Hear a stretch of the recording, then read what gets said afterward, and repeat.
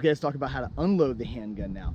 So for whatever reason, you've decided to unload the handgun. Maybe you're out shooting a course of fire, maybe you're putting the handgun in its case, whatever the reason may be, we're gonna start off by bringing the handgun into our workspace. Remember, that motion is my elbow just drawing towards my ribs. I'm allowing this handgun to cant inward slightly.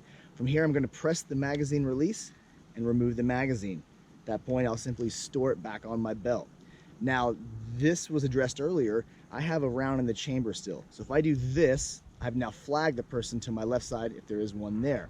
So what we're gonna do is we're gonna rotate our firing side shoulder back, maybe even step back with that leg, and keep the muzzle oriented downrange in a safe direction.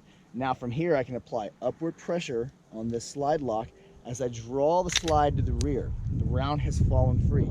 Sometimes it'll eject out, sometimes it'll fall out the magazine well.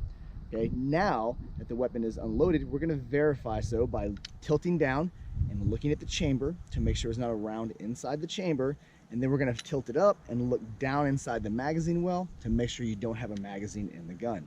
At that point, you can allow the slide to go forward by pressing the slide release, and if you're in a competition type setting, most likely they're gonna ask you to drop the hammer.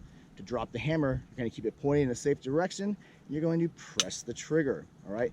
Typically at that point, they'll tell you to go back to the holster, or at that point, you can put it in your bag if you're shooting at a recreational range.